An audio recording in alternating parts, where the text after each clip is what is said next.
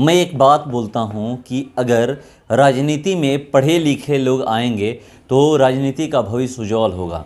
और हमारे साथ एक ऐसे उम्मीदवार हैं जो डॉक्टर ही जहाँ पर इंटरव्यू कर रहे हैं। ये इनका क्लिनिक है, दांत का क्लिनिक है और हम लोग यहाँ पर बैठे हुए हैं। ये जगदीशपुर नगर पंचायत से अध्यक्ष पद के लिए अपनी उम्मीदवारी पेश कर रहे हैं और मेरे हाथ में इनका मैनिफेस्टो है। मैं इनसे ही पहले जानने का प्रयास करूंगा कि ये कौन कौन से वादे कर रहे हैं कि जो जीतेंगे उसके बाद जगदीशपुर का विकास करने के लिए करेंगे। चलिए मैं सीधे इनसे जुड़ता हूँ। IBN 7 भारत में आपका स्वागत है। आपका बहुत बहुत धन्यवाद जो कि आप फिर से यहाँ पे हमारे पास आएँ। जनता का भी अभिनंदन है इसलिए कि हम लोग एक बार चुनाव प्रक्रिया से गुजरे, फिर वहाँ पे रुके और फिर सरकार ने दोबारा उस प्रक्रिया को लागू किया। सब लोग मैदान में आ गए हैं। हम सबका अभिनंदन करते हैं और स्वागत करते हैं और सबसे अपील करते हैं कि सब लोग मतदान करें, क्योंकि मतदान जो है वही एक आपका अधिकार है जो कि आपके हाथ में है। उसके बाद आप किसी को ब्लेम करते हैं तो वो कोई मतलब नहीं बनता। उसके बाद मतलब यही है कि आपके पास अभी अधिकार है, आप अपने अधिकार का समुचित प्रयोग करें और बेहतर से बेहतर जो कि आपके समाज का निर्माण करें। चूँकि राजनेता का मतलब हम जहाँ तक समझ पाते हैं, राजनेता का मतलब सिर्फ यही नहीं है कि सड़क बनाना के अलावा सरकारी योजनाएं जितनी भी हैं, जैसे आपको लाल कार्ड बनाना, आपका वोटर लिस्ट में नाम चढ़वाना, आपको आयुष्मान कार्ड बनवाना, ये सब जो योजनाएं हैं वो सरकार की योजनाएं हैं। और हमारे यहाँ इतने शिक्षित लोग भी नहीं हैं जो कि सारी योजनाओं को न्यूज़पेपर के माध्यम से समझ जाएं। तो एक राजनेता का काम ये भी है कि वो जो जितनी भी योजनाएं हैं उनको जो है प्रचारित करें। जैसे कि हर एक वार्ड में एक बार घुमा दें कि भाई आप आधार कार्ड बनवा लो, आप क्या कहते हैं आयुष्मान कार्ड बनवा लो। आयुष्मान कार्ड बहुत सारे लोगों का आयुष्मान कार्ड अभी नहीं बना हुआ है। हम जहाँ जब चुनावी मैदान में आए तो हमको पता चला आयुष्मान कार्ड से बहुत फ़ायदे हैं। इस फ़ायदे को बताना भी एक राजनेता का ही काम है, यही मेरी समझ है। और बाकी तो हम चुनाव जीतेंगे तो आपके पास मेरा मैनिफेस्टो पड़ा हुआ है, वो हम आप अगर कहेंगे तो आपके बारे में बताएंगे। मैनिफेस्टो के बारे में पहले आप बताइए, कौन कौन से आप वादे कर रहे हैं, जो आपका संकल्प पत्र कहिए या उद्घोषणा कहिए, जो आप घोषणा कर रहे हैं कि अगर आपको इस जगदीशपुर नगर पंचायत की जनता जीत दिलाती है तो आप क्या क्या करिएगा। देखिए, करने के लिए जो है बहुत सारा काम होता है, लेकिन उसमें से कुछ एक पेपर पे सारे काम को अंकित भी नहीं किया जा सकता। समझना, बहुत छोटा मैनिफेस्टो है। मैनिफेस्टो में मतलब ये है कि प्राइमरी लेवल पे जो हमें समझ में आती है कि जो होना चाहिए वही उसको दर्शाया गया है। ठीक है, बाकी सड़क निर्माण, नली गली, लाइटिंग की व्यवस्था, ये सब तो निरंतर चलना चाहिए। मेंटेनेंस सबसे बड़ी चीज़ है कि जो यहाँ बन गया उसका मेंटेनेंस तक नहीं हो पा रहा है। ये कोई भी काम, कोई भी प्रत्याशी जो जीत के आया है वो काम करवाया है और दूसरा प्रत्याशी वहाँ पे बैठता है, विराजमान होता है उस चेयर पे, तो उसका ये भी काम है कि उस काम को मेंटेन करे जो पहले हुआ। पता चला कि हम नए काम करवा रहे हैं, पिछले काम को देख ही नहीं रहे। ये भी हमारा काम होता है, ये भी हमारी दायित्व होती है, हम इसको भी करना चलते। और बाकी जो मैनिफेस्टो की बात, जो हमारा मैनिफेस्टो है उसमें लाइब्रेरी का निर्माण करना है। लाइब्रेरी दोनों तरह का होगा, जिसमें आप कह सकते हैं कि फिजिकल लाइब्रेरी जिसमें बुक्स होंगे और डिजिटल लाइब्रेरी जो कि टेक्नोलॉजी के माध्यम से चलेगी। तो वो है बाज़ार में, आप जगदीशपुर मार्केट में आप घूमिएगा तो कहीं भी यूरिनल पॉइंट नहीं है, पेशाब घर कहीं नहीं है, जो कि बेसिक चीज़ है। किसी भी शहर को खूबसूरत या खूबसूरती प्रदान करने के लिए जो चीज़ चाहिए वो होता है कि आप उस शहर को स्वच्छ रखें। स्वच्छता का सबसे बड़ा पैमाना है कि जो मूलभूत संरचनाएं हैं उसको डेवलप किया जाए। आप जाइएगा तो सर, लगभग हम भी जितने भी प्रत्याशी हैं उनका संकल्प पत्र देखे हैं तो सब लोगों का कहना है कि इसको जो है ना, जगदीशपुर को जो है टूरिज़्म का हब बनाए, ठीक ना, पर्यटन स्थल बनाना। ठीक है, जबकि पर्यटन स्थल बनाने के लिए आप सिर्फ जाएंगे ले करके पेपर में कि भाई जगदीशपुर वीर कुंवर सिंह की स्थली है, जन्मस्थली है, तो उसके लिए आप पर्यटन क्षेत्र को दे दीजिए कि पर्यटक स्थल घोषित कर दीजिए। सरकार इसको ऐसे फाड़ेगी और फेंक देगी। रीज़न क्या है कि पर्यटन और ऐतिहासिक जगह में बहुत अंतर है। जगदीशपुर में उनका जन्म हुआ, उनका कर्म हुआ, तो ये इतिहास में दर्ज है। आज ही वीर कुंवर सिंह का नाम पूरे इतिहास में दर्ज है। 1857 की विद्रोह, उनको रहने की व्यवस्था, उनको समुचित पेयजल की व्यवस्था, समुचित यूरिनल पॉइंट, ये सब होना चाहिए, जो कि नहीं है यहाँ पे। और हम तो इसमें बहुत सारा इसी को लेके मेन मैनिफेस्टो है कि जगदीशपुर को कैसे आगे लिया जाए। तो इसमें एक है कि जगदीशपुर में लगभग बताते हैं कि 13 तालाब है, जहाँ तक लोग बताते हैं। तो आप किसी एक तालाब को डेवलप ना करें, मेरा जो मानना है। हम हर एक तालाब को डेवलप करते हैं। चलिए हर एक तालाब का कुछ एक विशेष पॉइंट बताते हैं। जैसे किसी में वाइट लिली लगा दिए, किसी में उजला कमल लगा दिए, किसी में येलो कमल, जो भी है, ठीक है, किसी में बोटिंग की व्यवस्था कर दिए। तो ये भी एक टूरिज्म का पार्ट होता है। इससे क्या होगा कि कोई भी बाहर के लोग आएंगे तो वो क्या करेंगे कि किसी तालाब में, ये सिर्फ तालाब देखने के लिए आ जाएंगे, अरे इस तालाब में ये चीज़ है, इस तालाब में ये चीज़ है, इस तालाब में ये चीज़ है, तो दिन भर का उनका काम हो गया। ठीक है, हमारे यहाँ जो शिव जी का पोखरा है या शिव जी का मंदिर है, जो प्राचीनतम मंदिर है, लोग कहते हैं कि भगवान विष्णु द्वारा शिव की स्थापना की गई मंदिर है। ठीक है, आप सोचिए कि हम जब पढ़ाई कर रहे थे 2000-2004 के बीच, तो उस समय जो है बखोरापुर मंदिर का हम लोग नाम नहीं जानते थे, लेकिन बखोरापुर मंदिर आज के डेट में मुझे लगता है कि बिहार का प्रथम धार्मिक स्थलों में से एक है। इसका रीज़न क्या है? इसका रीज़न ये है कि वहाँ के लोगों ने उसको उठाया, बताया कि हमारे यहाँ माँ काली का स्थान है जो इतना भव्य रूप में है, इसको प्रचारित किया। आपके पास क्या है वो कोई नहीं जानता जब तक कि आप बताएंगे नहीं। तो हम इस पे भी काम करेंगे, तालाबों को डेवलप करने में काम करेंगे, लाइटिंग की व्यवस्था समुचित होगी, सड़क जो चल रहा वो चल रहा। सबसे बड़ी व्यवस्था अभी आपको पता है, सबसे बड़ी प्रॉब्लम ये है कि आज के डेट में भी इतना साल नगर पंचायत होते हुए, कार्यक्रम होते हुए भी आज के डेट में भी समुचित जल निकासी का व्यवस्था नहीं है। समझ गए? तो समुचित जल निकासी कैसे होगा? समुचित जल निकासी जो है, आपको पहले ज्योग्राफिकल स्ट्रक्चर पता करना पड़ेगा। आप ऐसे समझिए कि ढलान ऐसे और आप इधर से पानी चढ़ाएं, कभी पानी नहीं निकलेगा आपका। हमें पहले ज्योग्राफिकल स्ट्रक्चर पता करना होगा। ज्योग्राफिकल स्ट्रक्चर पता करना ही बड़ा टफ काम नहीं है। पूर्वजों ने जो बताया, जैसे एक आहारा बताया जाता है जो कि जगदीशपुर से निकल के इधर हेतमपुर साइड जाता है, इसका मतलब क्या है कि उस समय वहाँ पानी का ढलान होगा, तभी वहाँ से आहारा निकला हुआ है। तो नाली का जो झुकाव होना चाहिए उस आहारे की तरफ होना चाहिए। तो ये चीज़ जो है ग्राउंड लेवल पे समझना पड़ेगा। हम लोग क्या करते हैं कि आप आए हमारे पास, देखिए ना मेरे यहाँ पानी लग रहा है, हम क्या कि आपका पानी उठा के दूसरे के दरवाजे पर लगा दिए। तो ये डेवलपमेंट नहीं है। ये जो है प्रैक्टिकल वे में मैं इसको डेवलपमेंट नहीं मानता हूँ। लोगों का अपना परसेप्शन है, अपना सोचने का शक्ति, अपना चेतना, अपना बौद्धिक क्षमता है, सब लोग अपने अपना स्तर से सोचते होंगे। लेकिन मेरी जो सोच है वो यहाँ तक नहीं है। मेरी जो सोच है कि पानी का निकासी का मतलब होता है कि प्रॉपर ढलान की तरफ आप जाइए। हम उस पर काम करेंगे, बहुत सारी चीज़ें। उसके बाद ओपन जिम है हमारे यहाँ। ओपन जिम क्या है? कुछ नहीं है। ओपन जिम एक छोटा सा कंसेप्ट है, जैसे आप कहीं पार्क में जिम एक्सरसाइज का मशीन टूल्स लगा दिए, ठीक है। इससे क्या होता है कि जितने भी लोग जो सेना की बहाली में जाना चाहते हैं या फिर अपने आप को फिट रखना चाहते हैं, उनको पैसे खर्च नहीं करने पड़ेंगे। उनको ट्रेनिंग करने के लिए या जिम का एक्सरसाइज करने के लिए पैसे खर्च नहीं करने पड़ेंगे, और बड़ा हेल्दी समाज का निर्माण होता है। एक्सरसाइज बहुत ज़रूरी है हेल्थ के लिए। उसके बाद आपको लाइब्रेरी हम बात कर ही लिए। उसके बाद होता है लघु उद्योग का बढ़ाना। लघु उद्योग क्या है? छोटा छोटा उद्योग को ही लघु उद्योग कहते हैं, जिसमें सरकार कहती है कि आप अपने क्षेत्र में लघु उद्योग लगाइए।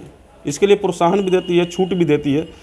तो इस छूट को हमें लोगों के पास जाकर बताना होगा या फिर अपने स्तर से काम करना होगा कि आप वहाँ पर, उससे क्या होगा, पलायन जो है ना रुक जाएगा। आप एक लघु उद्योग से सपोज कीजिए कि 20 ही लोगों को नौकरी मिली, ऐसे ऐसे अगर हम 5 कर देते हैं तो लगभग 100 लोगों को रोज़गार यहाँ पर मिल जाता है। तो जब यहाँ पर रोज़गार मिलेगा तो यहाँ का जो है पर कैपिटा इनकम बढ़ेगा, मतलब प्रत्येक व्यक्ति की आय जो है वो बढ़ेगी, और प्रत्येक व्यक्ति की आय जहाँ बढ़ती है तो वहाँ मार्केट का विकास होता है। मार्केट का विकास होता है तो शहर का डेवलपमेंट होता है। आप कहते हैं कि दिल्ली, तो दिल्ली का पर कैपिटा इनकम ज़्यादा है, इसलिए वहाँ पे ज़्यादा इन्वेस्टमेंट है, ज़्यादा लोग मस्ती में रह रहे हैं। ये इनकम जब तक आपका बढ़ेगा नहीं तो वहाँ पे जो है आप उस शहर का डेवलपमेंट उस लेवल तक नहीं हो सकता। तो यही चीज़ है, और भी बहुत सारे कार्य हैं। आप इसको नगर परिषद का दर्जा दिलाना बहुत प्रायोरिटी है, और मेरा मानना है कि अभी तक नगर परिषद इसको हो जाना चाहिए था।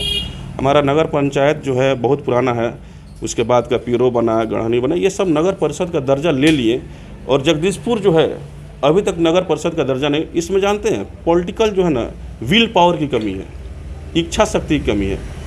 उनको नहीं चाहिए नगर परिषद, उनको सिर्फ चाहिए कि हम यहाँ पे आएँ, 10 लोगों के साथ हमारा मेल भाव बढ़ा रहे और हम फिर उस पद पे बने रहे। हम कहते हैं कि जब आप डेवलपमेंट की बात करते हैं तो जब तक आप इसको फैलाइएगा नहीं, अपनी सोच को नहीं फैलाइएगा ठीक है, ये कोई जरूरी नहीं कि इस चेयर पे हम ही बैठे, ये चेयर सिर्फ डॉक्टर की होती है, व्यक्ति चेंज होते रहता है। तो यही मानना है मेरा कि अध्यक्ष पद भी जो है एक सम्मान है, एक चेयर है। ज़रूरी नहीं है कि उस पद पे एक ही आदमी विराजमान रहेगा, लगातार चेंज होगा। आज अगर हम बने, कल दूसरा आएगा। कोई आजीवन नहीं रह सकता, और आजीवन क्या, उसकी भी कालखंड होती है, उसकी भी मृत्यु होती है, बहुत सारे चीज़ है। खैर वो बहुत ज़्यादा डिटेल्स हो जाएगा। तो मेरा मानना है कि हमको इसको नगर परिषद बहुत ही जल्दी बनाना है। उसके बाद बहुत सारा चीज़ है, हम इसमें ये भी कह रहे हैं कि आप एक समझिए एक बात और, कि नगर पंचायत में जो है जो कर्मी हैं उनका वेतन मेरे हिसाब से, या आप पूछिएगा, क्योंकि हम खोलेंगे नहीं कि कितना पेमेंट मिलता है उनको, आप बहुत कम मिलता है। ठीक है, आप ऐसे समझिए कि नगर पंचायत के कर्मी, नगर पंचायत अध्यक्ष, वार्ड पार्षद, उपाध्यक्ष या जितने भी मेंटेनेंस करता है, वो सब एक परिवार हो जाता है वहाँ पर जाकर। तो उस परिवार के सदस्य अगर किसी तरह से दुखी रहेंगे तो आप कभी भी चैन से नहीं रह जाएगा, समझ गए। तो मैं इस पे भी काम करूँगा कि जो नगर पंचायत में जो कर्मी हैं उनका वेतन जो है कहाँ तक हम खींच के आगे बढ़ा सकते हैं। और दूसरी चीज़, सबसे इम्पोर्टेंट चीज़ जो है वो ये है कि नगर पंचायत कर्मी जो हैं, जो नाली के अंदर घुस के काम कर रहे हैं, उनके लिए कोई बीमा नहीं है। पेमेंट चलिए जो भी है, एक बीमा होना चाहिए। सपोज कीजिए कि उनके साथ ईश्वर ना करे बट कोई दुर्घटना हो जाती है, तो हम चेयरमैन हैं, गए 10,000 दे दिए, 20,000 दे दिए, 50,000 दे दिए, इससे उसकी जीविका नहीं चलेगी। बट अगर हम LIC करवा देते हैं या जो भी उस तरह का कुछ है, वो उन्हीं का पैसा है, वो पैसा हम नहीं दे रहे, उन्हीं का पैसा है। बट अगर कुछ इस तरह की बात होती है तो पैसा उनके जीवन में जो है ना ड्रामेटिक चेंज ला देगा। आप परिकल्पना कीजिए ना कि हम 5,000 के लिए जाते हैं, वो भी जी भैया बहुत बहुत धन्यवाद, बड़ा अजीब लगता है। आप जाइएगा ना ग्राउंड लेवल पे तो समझ में आएगी। वो 5,000 देने पे वो उस समय के लिए बड़ी प्रफुल्लित होता है, क्योंकि 5,000 उसके लिए बहुत बड़ी रकम है। लेकिन वही जब 5 लाख मिलेगा ना तो उसकी एक वैल्यू होगी और वो उससे कुछ काम कर सकता है। ये करना है मुझे, और बिल्कुल ही करना है। बहुत बड़ी काम नहीं, बहुत छोटा काम है ये सब, समझ गए। और उसमें और भी सारा चीज़ है कि जैसे यहाँ पे इलेक्ट्रिसिटी का जो कटाव होता है, बार बार शट डाउन जो होता है, उसमें एक चीज़ है कि वो जर्जर तारों से होता है। अब पता चलेगा शट डाउन हुआ ना तो फ़ोन कीजिएगा बिजली विभाग में, तो वो कहेगा भैया फलना जगह जो है ना तार टूटल बा। तो कहे कि मतलब अगर तार टूटा हुआ है तो इसका मतलब क्या है कि उस तार की क्वालिटी जो है राष्ट्रीय पैमाने पे नहीं है, क्लियर कट। अगर राष्ट्रीय मानक पे अगर तार की क्वालिटी रहेगी तो इतना जल्दी रोज़ रोज़ तार नहीं टूटता है। तो उस पर एक्चुअली जनप्रतिनिधि जो है ना वहाँ पे जाते ही नहीं, जहाँ तक हम ऑब्जर्व किए हैं। लेकिन आपको जाना चाहिए, स्कूल में विजिट करना चाहिए, हॉस्पिटल में विजिट करना चाहिए। जाएंगे तब तो वहाँ की समस्या पता, और समस्या पर ध्यान देना चाहिए। हम सिर्फ तालाब खुनवा दें, नाली बनवा दें, ये तो सरकार की योजनाएं हैं, ये हमारा काम है ही नहीं, मेरा मानना है। ये सरकार की योजनाएं हैं। सरकार की योजनाएं जब भी आएगी तो आपको वो काम करना ही है। जैसे हर घर नल योजना सरकार की योजना थी, तो उसको तो आपको कारगर लाना ही है। जब सरकार का आदेश आएगा तो उसको तो करना ही है। लेकिन हमारा काम ये है कि जो जर्जर तार हुआ है उसके लिए भी जाके हम आवाज़ उठाएं, ये हमारा काम होता है। सरकारी अस्पताल में अगर पेशेंट को बैठने की दिक्कत होती है, पानी पीने की दिक्कत होती है, तो हमारे नगर पंचायत के अंदर वो हॉस्पिटल है, तो वहाँ पे जाके चिकित्सक से मिल के उनकी भी समस्या होती है, अपनी उनकी समस्या सुने, अपनी समस्या बताएं और बीच में एक रास्ता बनाएं। ये होता है लीडरशिप की क्वालिटी, यही मेरा मानना है। और बाकी बहुत सारा चीज़ है इसमें। आप आइएगा तो देखिए, अनुमंडलीय अस्पताल को ट्रॉमा सेंटर बनाना, ये मेरा लक्ष्य है, शुरू से लक्ष्य रहा है और लास्ट तक लक्ष्य रहेगा।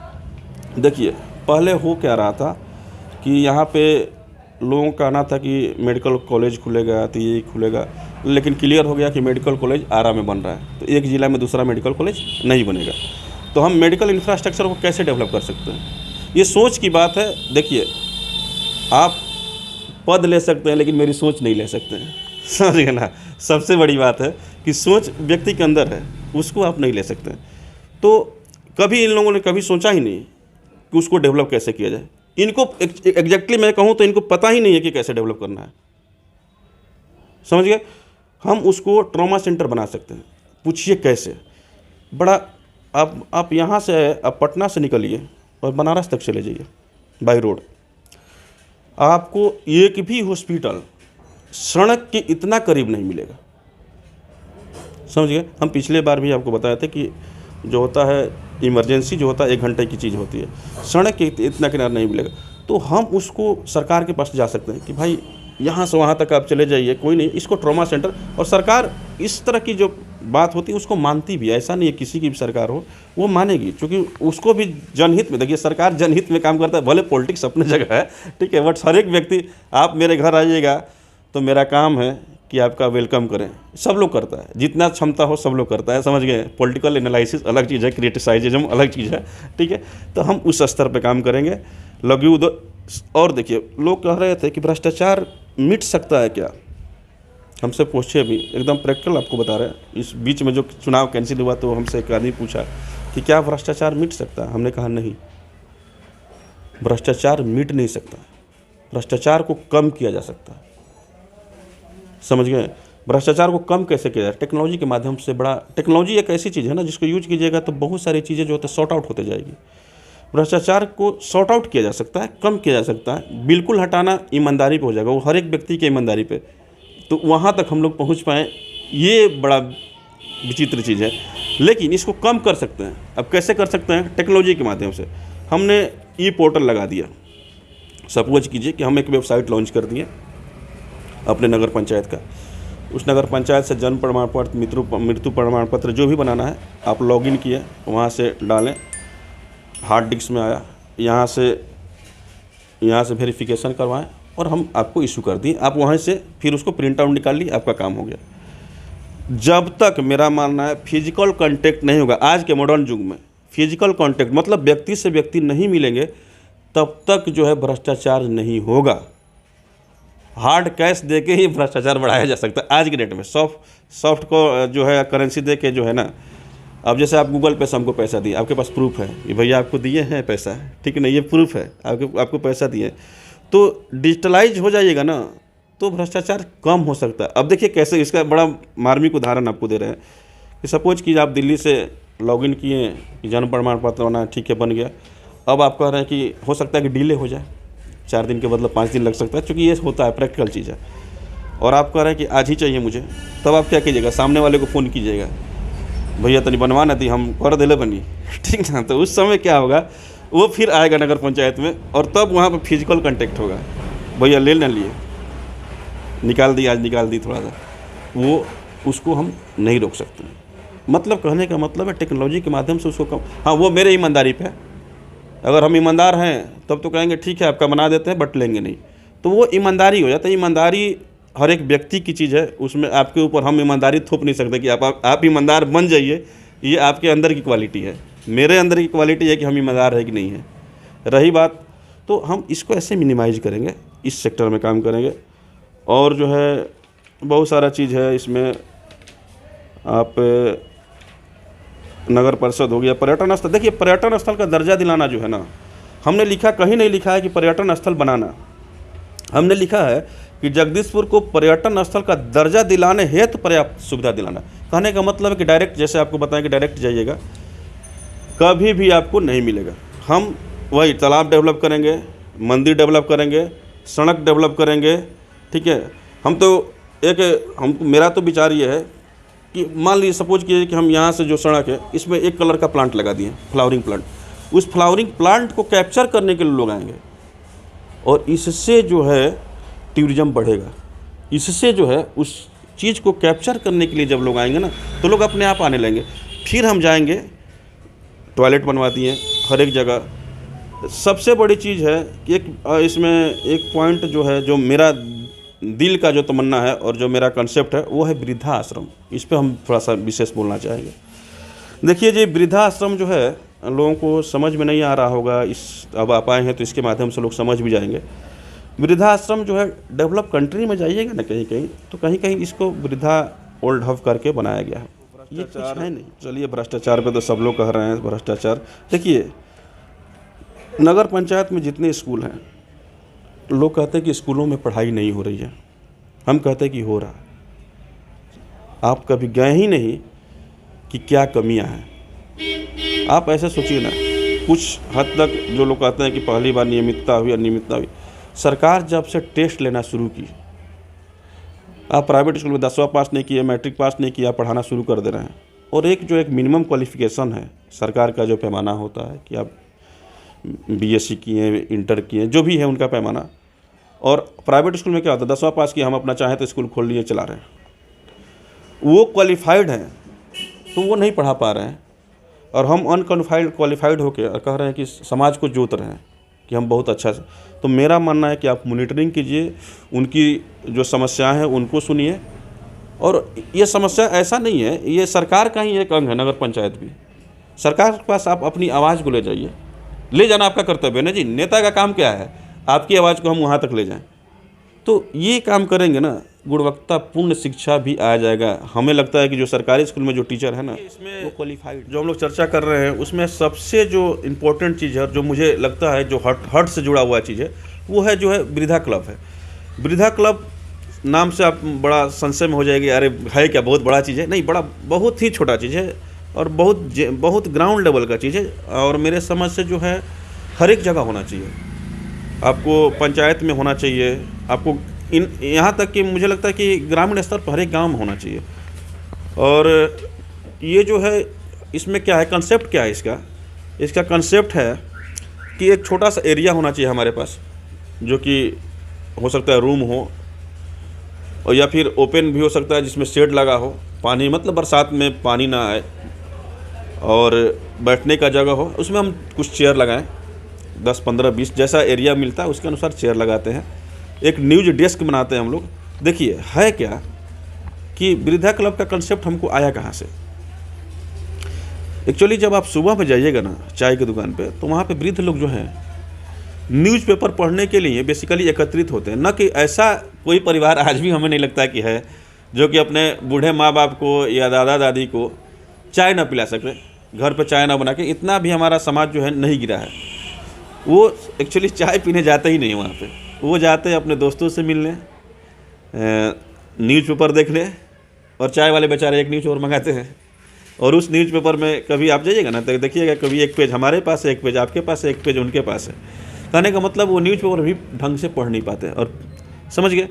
तो हम इस चीज़ को दूर करने के लिए कि वृद्ध लोग को इतना कष्ट ना हो एक न्यूज़पेपर पढ़ने के लिए या फिर अपने दोस्तों के साथ बैठने के लिए, इसी को दूर करने के लिए जो है ना वृद्धा क्लब का कंसेप्ट है। उसमें चेयर लगा दिए, हम न्यूज़ डेस्क लगा दिए, पीने की पानी व्यवस्था कर दी, और एक टॉयलेट। मेरा मानना है कि आप कुछ भी कर लीजिए, जब तक टॉयलेट नहीं होगा उस शहर की परिकल्पना ही नहीं की जा सकती। आप ऐसे समझिए ना, संगमरमर का सड़क बना दिए और पेशाब करने की जगह नहीं मिला, 10 किलोमीटर 5 किलोमीटर जगह ही नहीं है, फिर संगमरमर पर हमने टॉयलेट किया। आप समझिए संगमरमर की चमक क्या होगी। समझ रहे ना, यही चीज़ है। मतलब है कि आपको जो है बेसिक चीज़ पे ध्यान देना है, तब जाके आपका शहर चमकेगा, और चमकेगा नहीं दमकेगा। और ये वादा है कि अगर हम वहाँ पहुँचते हैं तो अगला 5 साल के बाद जो है ना सड़क, और जो आप शहर मेरा देखने आइएगा ना, आप ही आइएगा तो आपके सोच से परे होगा, आपके सोच से परे। ये तो बस इतना ही चीज़ आप देख रहे हैं ना जो पेपर पर लिखा हुआ है, आपके सोच से परे अगर जगदीशपुर नहीं मिला तो फिर मतलब इस डॉक्टरी के चेयर पर बैठना मेरे लिए मुश्किल हो जाएगा।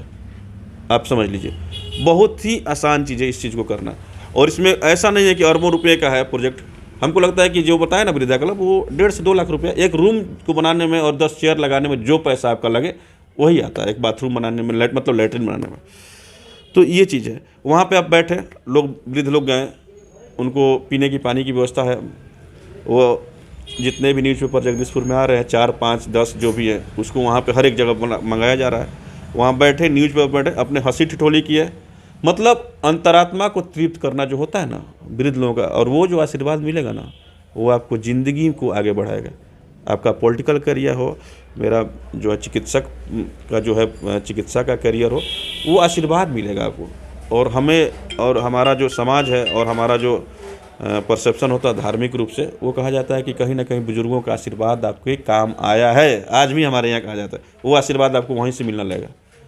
और उसके बाद आप आइएगा जगदीशपुर में ना, तब कहिएगा कि अरे जगदीशपुर यही था क्या। जैसे हम लोग अभी NH कैसे चेंज हुआ है, अगर 2 साल बाद कोई आया होगा तो कह मेरा घर कहाँ है, ये ढूंढेगा NH पे कि मेरा गांव है कहाँ। क्या है ये डेवलपमेंट, इसी को कहते हैं, समझ गए। और डेवलपमेंट प्रॉपर वे में होना चाहिए।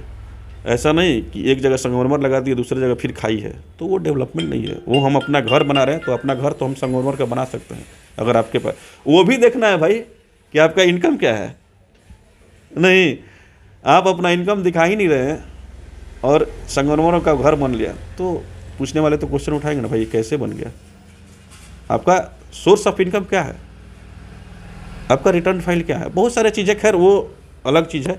ये वृद्धा क्लब का कंसेप्ट है, वो यही है कि वहाँ पे एक रूम होगा जहाँ पे बैठने की व्यवस्था होगी, जहाँ फ्लावरिंग की अगर एरिया मिल जाता है तो फ्लावरिंग की व्यवस्था होगी, पीने की पानी की व्यवस्था होगी, और पीने की पानी की व्यवस्था होगी, न्यूज़पेपर पढ़ने की व्यवस्था होगी। यही है वृद्धा क्लब। चलिए, तो इनका ये संकल्प पत्र है और इन्होंने क्या क्या इसमें घोषणाएं की है ये बता रहे थे। मैं इनसे जानने का प्रयास किया, और एक चीज़ मैं आपको बता दूं कि यहाँ पर 23 प्रत्याशी हैं। 23 में एक ये भी हैं अंजनी कुमार जी। अंजनी कुमार जी एक डॉक्टर हैं। आप देख सकते हैं कि मैं अभी जहाँ पर बैठा हूँ ये इनका डेंटल क्लिनिक है, दांत का डॉक्टर हैं, और ये कहते हैं कि हम समाज सेवा करते हैं। शुरू से ही हमारा जो काम ही है इसको कहते हैं कि समाज सेवा का काम है। डॉक्टरी जो भी करता है समाज सेवा का काम करता है कहते हैं। मगर एक चीज़ मैं आपको बता दूं कि देखिए, इन्होंने जो जो बातें बोली हैं ये बातें 100% सत्य है, क्योंकि एक सोच होनी चाहिए किसी का भी। और कोई क्या सोचता है कि हमें कैसे डेवलप करना है, किसी भी क्षेत्र की बात मैं नहीं कर रहा हूँ। अगर कोई सोचता है कि हमारा घर को कैसे आगे बढ़ाना है, उसी तरह अगर कोई अपने नगर पंचायत में जाता है या नगर निगम में जाता है, उसके लिए काम करने का प्रयास करता है, तो पहला चीज़ तो उसके पास पद होना चाहिए। और यहाँ पर देखिए लिखा गया है, सुयोग्य कर्मठ प्रगतिशील विचारधारा के धनी एवं ईमानदार उम्मीदवार। ये मैं आपको बता दूं कि यहाँ की मैं पूरे जगदीशपुर नगर पंचायत की बात करूं तो अगर आप जनता से जाइएगा बात करने तो आपको पता चलेगा कि 5 साल पहले क्या था और अभी है क्या। लोग वादे करके आते हैं, मगर इस बार ये जनता से अपील की है, शुरुआत में ही अपील की है कि जनता सोच समझ कर वोट करे, ऐसे इंसान को चुने जो विकास करे, ऐसे इंसान को न चुने कि फिर 5 साल बाद ये कहना पड़े कि पहले जो भी लोग थे चुनावी मैदान में खड़ा हुए थे उन्होंने वादा किया और उन्होंने काम नहीं किया। ये कोई सुनने को ना मिले। ये कह रहे हैं कि अगर हमें जनता मौका देती है तो आप ही आइएगा 5 साल बाद, तो देखिएगा कि जगदीशपुर अभी क्या है और 5 साल बाद क्या हुआ है। तो हम लोग भी इंतजार करते हैं। 18 दिसंबर को यहाँ पर वोटिंग है और 20 को मतगणना होने वाला है। उस दिन आपको पता चल जाएगा कि जगदीशपुर नगर पंचायत का अध्यक्ष कौन बन रहा है, क्योंकि इस बार जो चुनाव हो रहे हैं इसमें जनता तय करने वाली है कि कौन अध्यक्ष बनेगा और कौन उपाध्यक्ष बनेगा। वार्ड पार्षद को तो जनता चुनती आ रही है, मगर वो वार्ड पार्षद नगर पंचायत का अध्यक्ष का चुनाव करते थे और उपाध्यक्ष का चुनाव करते थे। मगर इस बार जनता ये नहीं कह सकती है कि हमने उनको नहीं चुना था, हमने तो वार्ड को चुना था, उन्होंने किसी और को चुन दिया था। 2.5 साल बाद आप जानते हैं कि किस तरह का खेल होता था, वो अब खेल नहीं होने वाला है। जनता एक बार वोट करेगी 5 साल के लिए। जो भी इस गद्दी पर बैठेगा, जो भी नगर अध्यक्ष बनेगा वो 5 साल के लिए बनेगा। ये नहीं है कि उसको कोई दूसरा हटा सकता है 2.5 सालों में या 6 महीने में या 8 महीने में। ये नहीं होने वाला है।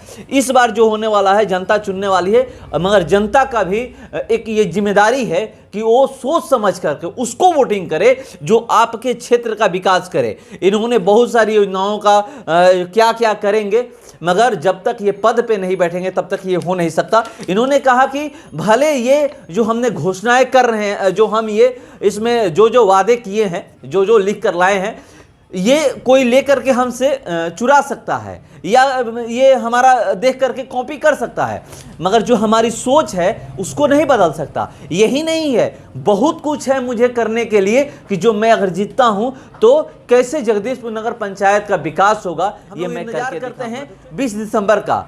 18 दिसंबर को वोटिंग होने वाला है और 20 को आपको पता चलेगा कि कौन यहाँ से नगर अध्यक्ष बनता है। और ये आप देख सकते हैं कि ये इनका जो घोषणा पत्र है, यही घोषणा पत्र है। इसमें जो जो वादे किए हैं, अगर ये आपके पास जाते हैं ये घोषणा पत्र लेकर के, तो आप ही लोग इनसे पहले सवाल करिए कि कैसे आप लागू करिएगा। सवाल आप लोग, क्योंकि आप जनता हैं, आप ही चुनते हैं, आप ही सरकार बनाते हैं। अगर आप सवाल करना बंद कर दीजिएगा तो यही होगा। तो पहले आप जो भी लेकर जाता है, ये भी लेकर जाते हैं, तो ये जो घोषणा पत्र है इसमें जो जो वादे ये किए हैं, जो जो चीज़ लिखे हैं इसको आप सवाल करिए कि कैसे आप इसको करिएगा, पहले आप हमें बता दीजिए। तो चलिए हम लोग अब इंतजार करते हैं 20 दिसंबर का, आपको पता चलेगा कि कौन जगदीशपुर नगर पंचायत का अध्यक्ष बन रहा है, कौन उपाध्यक्ष बन रहा है। फिलहाल इस खबर में इतना ही, बने रहिए हमारे साथ। नमस्कार।